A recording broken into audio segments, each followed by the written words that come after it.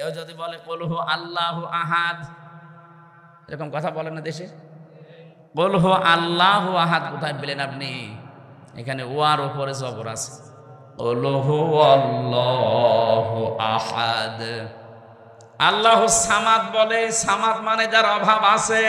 এখানে সোয়াদ আছে আল্লাহু সমাদ, যার অভাব নেই। আশা করছি আপনাকে লজ্জাটা দিলাম এই কারণে, এখানে 20 বছর নামাজ পড়ছেন, আজও পর্যন্ত সূরা ফাতিহার 7টা আয়াত শুদ্ধ করতে পারেননি। দুনিয়ার এত কিছু আপনার বুঝে আসে, কোরআনে কারীম যে অশুদ্ধ পড়লে নামাজ হয় না, এটা বোঝেন না কেন? আজকে থেকেই চেষ্টা চালাবেন, কি করে পড়বেন আমি জানি না, আপনাকে পড়াই লাগবে। কথা বুঝতেছে? ড্রাইভার বলছে আমি কি করি, এখন তো গলা খাকাড়ও দেওয়া যায় না। শেষ করার পরে নামাজ অনেকক্ষণ সময় যখন লেগেছে, মনে মনে ভাবে আমি তো নামাজ পড়ার পরে জানি ফরজ নামাজ সালাম ফিরিয়ে কিছু দোয়া পড়া লাগে। উনি তো বাইরে বসেই আছে, যাবে তো ড্যান্সে, দেখে একটু পড়ি। আয়াতুল কুরসি পড়ছে, আল্লাহুম্মা আনতাস সালাম ওয়া মিনকাস সালাম তাবারাকতা ইয়া যাল জালালি ওয়াল ইকরাম, এগুলো পড়তে আরম্ভ করেছে। সাহেব চিন্তা করছে, কি গো, নামাজ পড়তে ঢুকলো, সবাই বের হয়ে চলে যাচ্ছে, ও কি ঘুমিয়ে গেল নাকি? জ্বালানা দিয়ে উকি মেরে দেখছে, হাতের আঙ্গুল গুনতেছে। মনে মনে ভাবছে, আল্লাহ, এ মাসের ভেতরে বিভিন্ন সময় ওরে টাকা দিয়েছি বাজার করার জন্যে, 1 মাসে কত টাকা আত্মসাৎ করেছি, একেবারে নিরালা হিসাব করছে। জ্বালানা দিয়ে ডাক দিয়েছে, ওই বেটা, কিসের হিসাব করিস?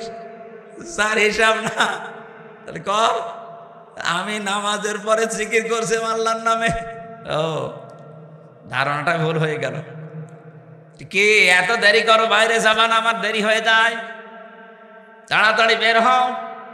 ভেতর থেকে ড্রাইভার আওয়াজ দিচ্ছে, সাহেব, যে মালিক আপনাকে এতক্ষণ পর্যন্ত বাইরে দাঁড় করিয়ে রেখেছে, ভেতরে আসতে দিচ্ছে না, ওই মালিক কেন অজানা একটা আবেশে, অজানা একটা হুকুমে আমাকে ভেতরে আটক করে রেখেছে, যেতে দিচ্ছে না। যারা এসেছি সত্যি আজকে তেলাওয়াতকৃত আয়াত থেকে এমন কিছু আমরা শোনার চেষ্টা চালাবো, আল্লাহ যেন আমাদের জীবনটা সত্যি সাকসেস করে দেন। যে আল্লাহ আমাদেরকে দয়া করে নিয়ে এসেছেন হাজারো মানুষের ভেতর থেকে, বলেন আলহামদুলিল্লাহ। দরুদ আর সালাম পড়ছে আমাদের নবী মুহাম্মদুর রাসূলুল্লাহ সাল্লাল্লাহু আলাইহি ওয়াসাল্লামের প্রতি। বিশ্বনবীকে আল্লাহ যত কিছু দুনিয়াতে দিয়েছিলেন, সবগুলোর ব্যাপারে আদেশ হচ্ছে ওমা আতাকুমুর রাসূলু ফাখুযুহু, উনি যা দিয়েছেন তোমরা আঁকড়িয়ে ধরবা। ওমা নাহাকুম আনহু ফান্তাহু, যেটা নিষেধ করে ওইটা ছেড়ে দিবা। এই নির্দেশ কার? আপনি ওনার পুরা জীবনের সাথে মিলাবেন। বিশ্বনবী নেতৃত্ব দিয়েছিলেন 17 বছর বয়স থেকে একটা দল তৈরি করে, হিলফুল ফুজুল, শান্তির সঙ্গ। এই যে নেতৃত্বের গুণাবলী তৈরি করার জন্য আল্লাহ পাক তাকে ছোটবেলা থেকে গড়ে তুলেছেন। পৃথিবীর যুবক যারা আছো, এই যুবক মানুষগুলো 17 বছর, 18 বছর, 20 বছর বয়স হলে কি করবে? হতাশ হয়ে দিকভ্রান্ত হয়ে ঘুরে বেড়ায়। এরা যে কি করবে, নবীজিকে আল্লাহ সেটা দেখিয়েছেন। কথা বলেন ঠিক কিনা? এজন্য আমরা আজকে থেকে যাদের 15 বছর, 16 বছর, 17 বছর বয়স, আমাদের এই বয়সে যেহেতু শয়তান বেশি টার্গেট করে, আক্রমণ করে, আমরা নবীর মতো শান্তির সঙ্গ যেখানে পাবো ওই দলে ভর্তি হয়ে যাব। যে দল পৃথিবীতে শান্তি প্রতিষ্ঠা করতে চায়, নেতৃত্বের গুণাবলী তৈরি করতে চায়, আজ দেশে হাজারো মানুষের নেতা হতে চায়, রাজনীতি করতে চায়, নেতৃত্বের কিছু কোয়ালিটি লাগে। আন্দাজে নেতৃত্ব দেওয়া যায় না, দাবিও করা যায় না। নেতা হওয়ার জন্য পড়া কোরআন শরীফের ভেতরে আমি 7টা কোয়ালিটি পেয়েছি। কয়টা? এই দেশে যারা নেতৃত্ব দিচ্ছে, সে ছাত্রদের বলেন, বুড়াদের বলেন, যারাই নেতৃত্বে আছেন, নেতা যারা, আপনি কয়েকটা বলছি, দেখেন তো একটা মেলে কিনা। 1 নম্বরে কেউ যদি নেতৃত্ব দিতে চায়, নেতা হতে চায়, তাহলে তাকে পুরুষ মানুষ হওয়া লাগবে। মহিলা নেতৃত্ব দিতে পারবে না। এটা আমি বানালাম, হ্যাঁ? সূরা নিসা 34 নম্বর আয়াতের প্রথম অংশে আছে আর রিজালু কাওয়ামুনা আলান নিসা। আল্লাহ পাক বলেন পুরুষরা হবে নেতৃত্ব দানকারী আর মেয়েরা থাকবে তাদের আন্ডারে। এই সঠিক কথাগুলো আজ 53 বছরে কোরআনের এই অনুষ্ঠানগুলোতে বলা হয় না। মানুষের জন্য এই কথা শুনলে নতুন মনে করে, এ আবার কি বলছে, এটা কি নতুন কথা? বলেন বলেন, আপনারা তো বলতে দেননি এতদিন।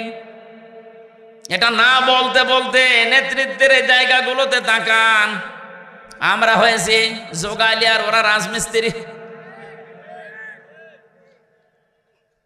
আজকে থেকে কোরআনের সিদ্ধান্ত জানলাম, নেতা হতে হলে মহিলা হওয়া লাগবে। বলেন বলেন, নেতা হতে হলে মহিলা হওয়া লাগবে কি পুরুষ হওয়া লাগবে? শুধু মাহফিল শুনতে এসে আপনি ধরা পড়ে গেছেন। যারা যেই দলের লোক হন না কেন, কোন মতের লোক, আমার ওগুলো দেখার দরকার নেই। আমি কোরআন থেকে শোনাচ্ছি, আজকে থেকে যতদিন বেঁচে আছেন কোন মহিলা নেতৃত্ব আমি মানি না, আমি মানতে চাই পুরুষের। আমার মনে হয় এটা যদি আজ দেশের মানুষ সত্যিই কোরআনকে জিজ্ঞাসা করে মেনে নিতে পারে, কোন জালেম আর এই চেয়ারে কোনো মহিলা বসতে পারবে না। দ্বিতীয়টা বলবো, এটা একটু ঝামেলা হবে।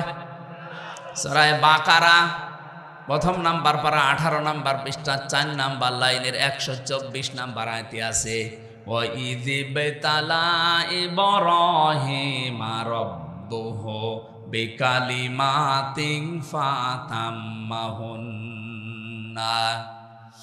আমি পদে পদে ইব্রাহিমকে পরীক্ষা করেছিলাম। এদের তাফসিরে আমি পেয়েছি আল্লাহ পাক আমাদের জাতির পিতা, যিনি আসল জাতির পিতাই নকলটা না, যিনি আসল, তাকে 50টা পরীক্ষা করেছিলেন জীবনে। কত? প্রতিটি পরীক্ষায় তিনি উত্তীর্ণ হয়েছেন। ফাতাম্মাহুন্না, তিনি পরিপূর্ণ করে দেখিয়েছেন যে হ্যাঁ আমি পাস। আল্লাহ শেষ পরীক্ষায় তাকে বললেন, ক্বালা ইন্নী জাইলুকা লিন্নাসি ইমামা। হে ইব্রাহিম, আমি তোমাকে মানব জাতির নেতা বানিয়ে দিলাম। নেতা হতে হলে পরীক্ষা দেওয়া লাগে। আর আমরা এমন নেতাও পাই যে নেতা কলকে টানে। কলকে টানা মানুষ নেই। আমাদের জাতির পিতা ইব্রাহিম নবী নেতৃত্ব দিয়েছিলেন পরীক্ষা দিয়ে, একটা দুইটা না, 50টা। কয়টা? বলেন বলেন। তার ঈমান সম্পর্কে পরীক্ষা ছিল 10টা, আমল সম্পর্কে, কাজ সম্পর্কে পরীক্ষা ছিল 10টা। এই 10টাকে আমি কোরআনে কারিমে 3 জায়গায় 3 10 30টা পেয়েছি। 30 আর ওই 10 40, আর নিজের শরীরের ভেতরে আল্লাহ পরীক্ষা নিয়েছিলেন 10টা। এই 50টা 50টা পরীক্ষায় তিনি উত্তীর্ণ হওয়ার পরে আল্লাহ তাকে নেতা বানিয়ে দিলেন। শুধু মুসলমানদের জন্য না, লিন্নাস, মানুষের জন্য। কার জন্য? তামাম দুনিয়ায় যত মানুষ আসবে সবার জন্য নেতা।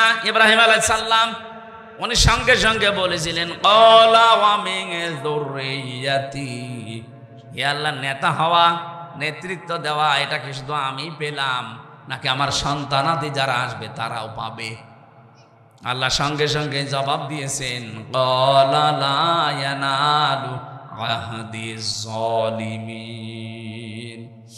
হে ইব্রাহিম, তোমার সন্তানাদি যারা কিয়ামত পর্যন্ত আসবে তারাও নেতা হতে পারবে, কিন্তু কোন জালেমের জন্য আমার ওয়াদা নেই। ইয়ানালু এটা মোজারে, বর্তমান, ভবিষ্যৎ, প্রেজেন্ট, ফিউচার।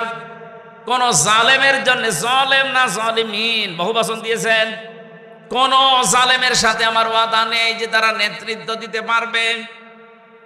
অথচ 15.5 বছর সে যত বড় জালেম ছিল সে তত বড় নেতা ছিল।